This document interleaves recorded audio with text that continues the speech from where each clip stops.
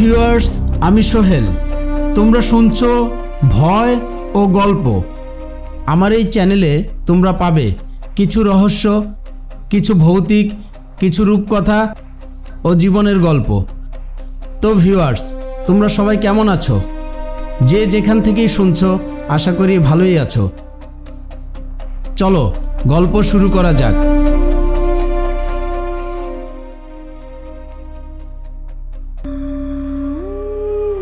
অজপাড়া এই গ্রামের বেশ বড় জায়গা জুড়ে রয়েছে প্রায় 200 বছরের পুরনো শ্যাওলাপড়া এই জমিদার বাড়িটি। বাড়িটির সদর দরজা দিয়ে প্রবেশ করতেই নজরে পড়ে হাতের ডান পাশে থাকা বিশাল বড় পুকুর। পুকুরের চারপাশ জুড়ে রয়েছে বিশাল বড় বড় গাছের সারি।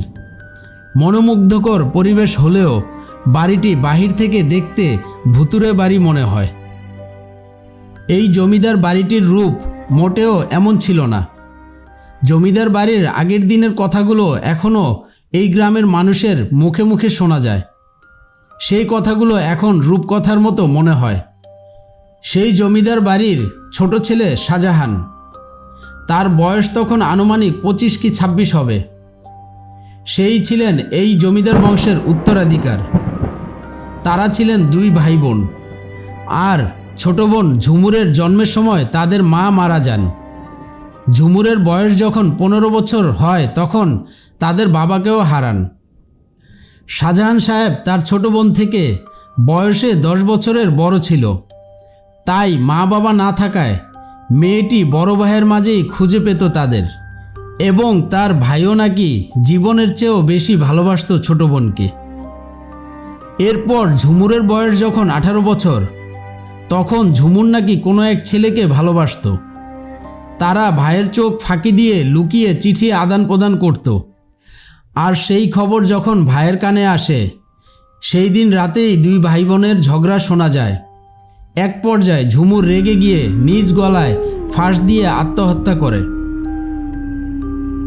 বোনের মৃত্যুতে ভেঙে পড়ে শাহজাহান সাহেব। তারপর থেকেই জমিদার বংশের কোনো মানুষই এই গ্রামে থাকে না। প্রায় 40 বছর আগে শাহজাহান সাহেব বংশের শেষ উত্তরাধিকার হওয়ায় জমিদার বাড়িটি বাদে তাদের পূর্বপুরুষদের সমস্ত সম্পদ বিক্রি করে শহরে চলে যায়। বর্তমানে শাহজাহান সাহেবের বয়স আনুমানিক 70-এর কাছাকাছি।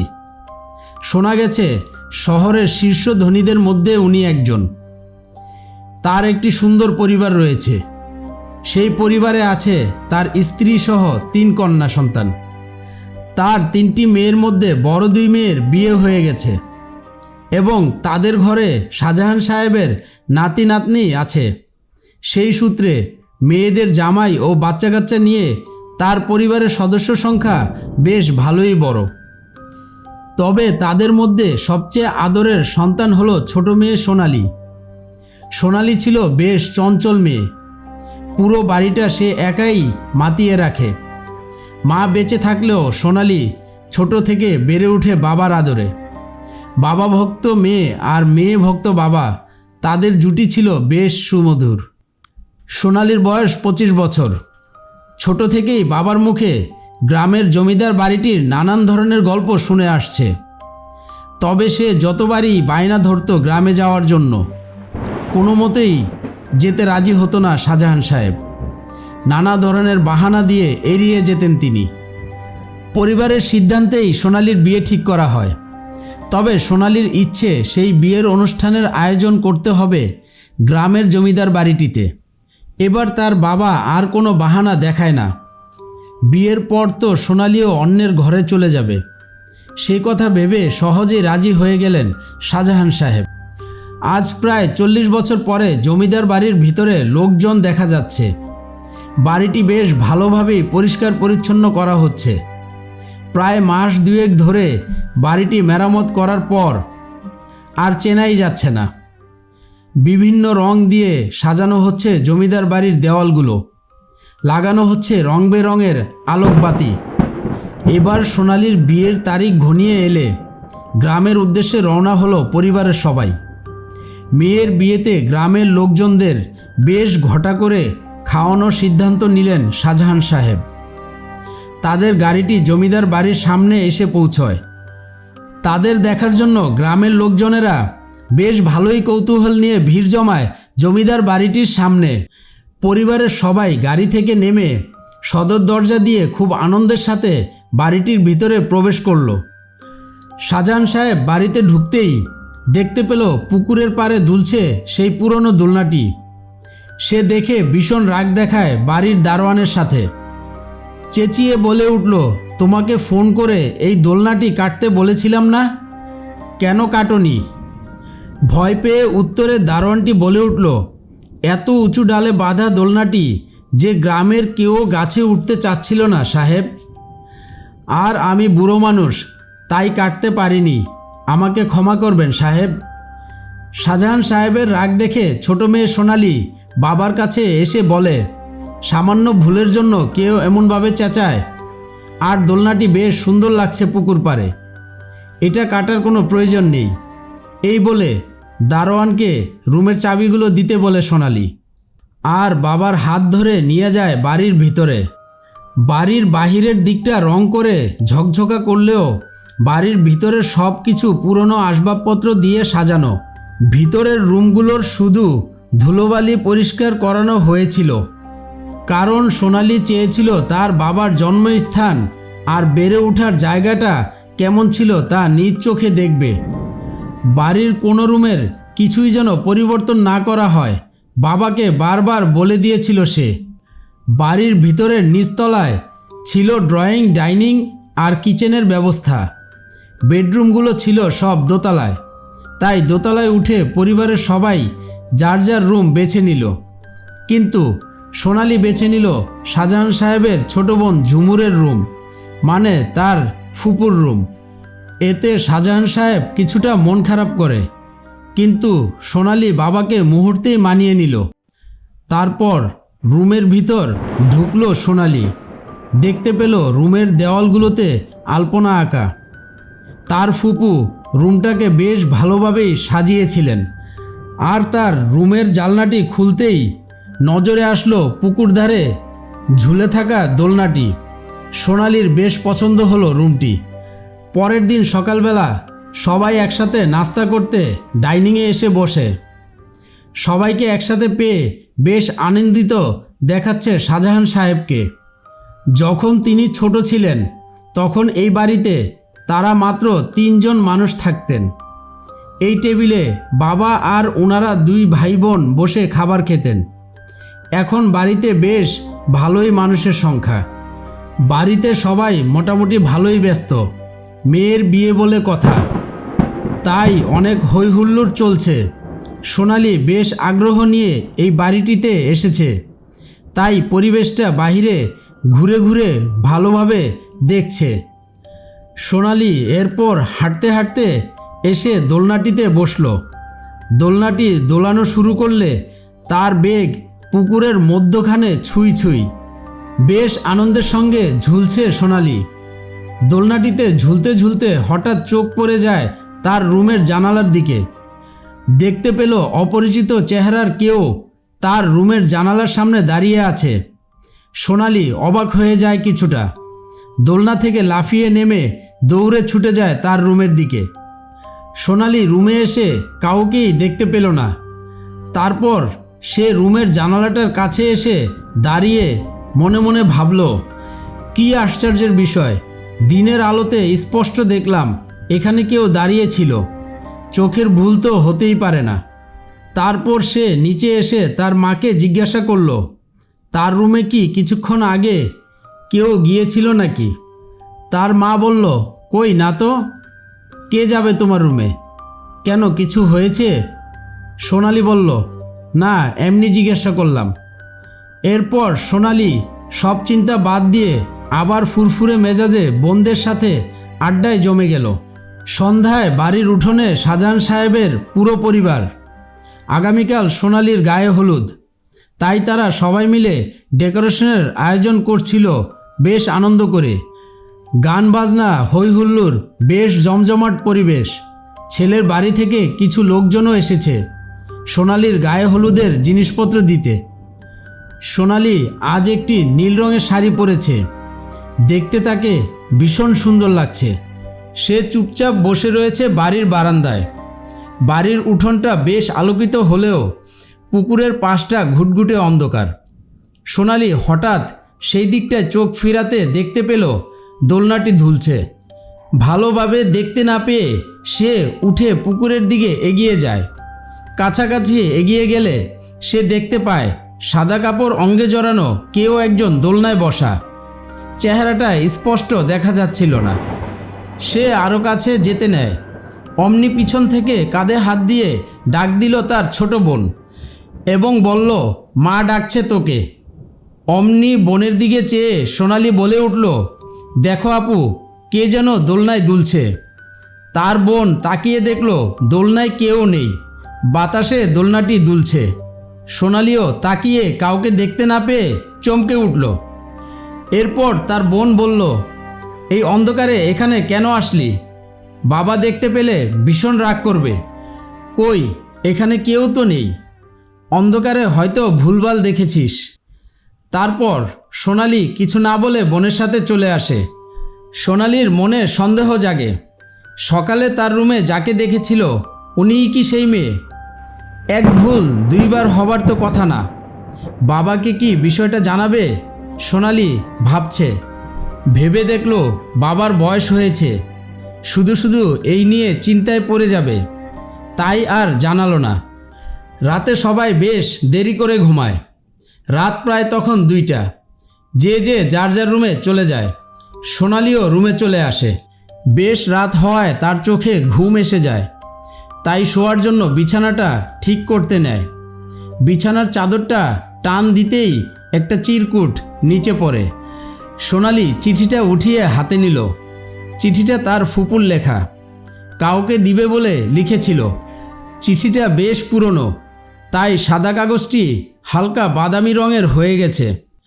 চিঠিতে লেখা ছিল, প্রিয় বাদল, তোমাকে অনেক দিন দেখি না। ভাইজান আমাদের সম্পর্কের কথা জেনে গেছে। তোমার লেখা চিঠি ভাইজানের হাতে পড়ে। তারপর থেকে আমার সাথে কথা বলা বন্ধ করে দেয়। কিভাবে বুঝাবো ভাইজানকে তা ভেবে উঠতে পারছি না। আমাদের কি সে মেনে নিবে না? আমি তোমাকে ভীষণ ভালোবাসি। তোমাকে না পেলে আমি কখনো বাঁচতে পারবো না। ভাইজান বাসায় এলে ভাইজানের কাছে পায়ে ধরে ক্ষমা চাইব আর নিজের মুখে আমাদের সম্পর্কের কথা জানাবো। আমি জানি ভাইজান আমাকে অনেক ভালোবাসেন। আমার কষ্টটা বুঝতে পারবে সে। ভালো থেকে তুমি, ইতি তোমার ঝুমুর। চিঠিটা পড়ে সোনালি বুঝতে পারল তার ফুপু যাকে ভালোবাসতো তার জন্য চিঠিটা লেখা হয়েছিল, কিন্তু তাকে আর দেওয়া হয়নি। তারপর সোনালি ঘুমিয়ে পড়ল। ঘুমের মাঝে হঠাৎ তার কানে ভেসে আসলো কারো কান্নার আওয়াজ।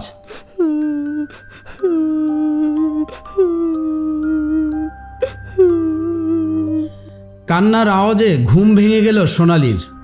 চোখ খুলে কিছুই দেখতে পেল না, রুমের বাতি বন্ধ ছিল বলে। তবে কান্নার শব্দটি একদম কাছ থেকে শোনা যাচ্ছে। তাই সে মোবাইলের বাতি জ্বালায়। আর তখনই দেখতে পেল তার বিছানার কর্নারে বসে রয়েছে সেই সাদা কাপড় পরা মেয়েটি। হাঁটু গেড়ে বসে কান্না করছে। তাকে দেখে ভয়ে সোনালির ফোনটি হাত থেকে পড়ে যায়, আর সেখানেই সোনালি অজ্ঞান হয়ে যায়। সোনালির হলুদের প্রোগ্রাম সন্ধ্যায়, তাই পরের দিন সকাল 7টায় সবাই তাড়াতাড়ি ঘুম থেকে উঠে যায়। পরিবারের লোকজন যার যার কাজে ব্যস্ত হয়ে যায়। আজকে সোনালির শ্বশুরবাড়ির লোকজন আসবে এবং সোনালির হবু বড় আসবে বলে। ঢাকা থেকে আত্মীয় স্বজনরাও কিছুক্ষণের মধ্যে চলে আসবে। সোনালি সব সময় ঘুম থেকে দেরি করে উঠে, তাই তাকে সকালবেলা কেউ ডাকেনি। দুপুর ঘনিয়ে এলে তার মা বড় বোনকে পাঠায় সোনালিকে ঘুম থেকে জাগানোর জন্য। তার বড় বোন উপরে এসে সোনালির রুমে টোকা দেওয়ার আগেই দেখল দরজাটা খোলা, কিন্তু সোনালি তার রুমে নেই। এই রুমের আলমারির সমস্ত কাপড় দিয়ে রুমটার চারপাশ ছড়িয়ে ছিটিয়ে এলোমেলো করে রেখেছে। এইটা দেখে বড় বোন দ্রুত নিচে এসে তার মাকে বিষয়টা জানায়। সোনালীকে রুমে না পেয়ে তার মা এবং বোনেরা খুঁজতে শুরু করে। এর মধ্যে তার বাবাও বাজার থেকে চলে আসে। বিষয়টা জানালে সবাই মিলে পাগলের মতো খোঁজাখুঁজি আরম্ভ করে দেয়। দারোয়ানকে জিজ্ঞাসা করে সোনালীকে দেখেছেন কিনা। সেও ভোর থেকে এখানে পাহারা দিচ্ছে, কিন্তু সোনালীকে বের হতে দেখেননি। পুরো পরিবার চিন্তিত হয়ে পড়ে। তখন ছোট বোন বলে উঠল, গতকাল একবার বলেছিল পুকুর পাড়ের দোলনাটিতে ও নাকি কাউকে ঝুলতে দেখেছিল। এই কথা শুনে শাহজাহান সাহেবের ভিতরে কিছুটা সন্দেহ হলো, কারণ এই দোলনাটি ছিল তার ছোট বোন ঝুমুরের। ঝুমুরের বেশ সময় কাটত এই দোলনায় বসে। শাহজাহান সাহেব দোলনার উপরের দিকে চাইতেই দেখল গাছের বেশ উঁচু ডালে সোনালী পড়ে আছে। তারপর সবাই ছুটে গেল সোনালীর কাছে। এত উঁচু ডালে সোনালী কিভাবে উঠল তা কেউ বুঝতে পারল না। সোনালী শহরে মেয়ে, সে গাছ বাইতে পারে না, এইটা অসম্ভব। সবাই ভয় পেয়ে গেল সোনালী যদি কোনোভাবে উঁচু ডালটি থেকে পড়ে যায় তাহলে বাঁচার সম্ভাবনা থাকবে না। তাই তার বাবা লোকজনকে ডেকে সোনালীকে নিচে নামিয়ে নিয়ে আসে। সোনালীকে নিচে নামানোর পর ওকে দেখে মনেই হচ্ছে না যে ও সোনালী। চোখের নিচে কালচে দাগ পড়ে গেছে, মুখটা ফ্যাকাশে হয়ে গেছে, পুরনো দিনের জামা কাপড় পরা। গতকাল রাতেও তাকে সবাই সুস্থ দেখলেও এক রাতের মধ্যে তার এ অবস্থা কি করে হলো। সোনালীকে কোলে তুলে রুমে নিয়ে আসলো। দিনের বেলায় এই ঘটনা ঘটায় গ্রামের লোকজন বাড়ির সামনে ভিড় করে কানাঘোষা করছে। আজকে সোনালীর গায়ে হলুদ, তাই আত্মীয় স্বজনও আসা শুরু করেছে। কিন্তু সোনালীর এই অবস্থা এখন কিভাবে সামলাবে শাহজাহান সাহেব বুঝে উঠতে পারছিল না। তাই সোনালীকে রুমে আটকে রাখা হয়েছে। রুমের দরজায় জোরে জোরে শব্দ করছে। তার বাবা মেয়ের এই অবস্থা দেখে ডাক্তার ডাকার জন্য দারোয়ানকে বলল, কিন্তু দারোয়ান বলল ডাক্তার ডেকে কোনো লাভ হবে না, এই অবস্থায় ওঝা ডাকতে হবে। ওঝার কথা শুনে প্রথমে শাহজাহান সাহেব রেগে যায়, পরে চোখের সামনে মেয়ের অস্বাভাবিক আচরণ দেখে তিনিও রাজি হন। দারোয়ান চাচা দ্রুত গিয়ে গ্রামের এক ওঝাকে ডেকে নিয়ে আসে। ওঝাকে সোনালীর রুমে নিয়ে যাওয়া হয়। ওঝাকে দেখে সোনালী অনেক জোরে জোরে চিৎকার শুরু করে।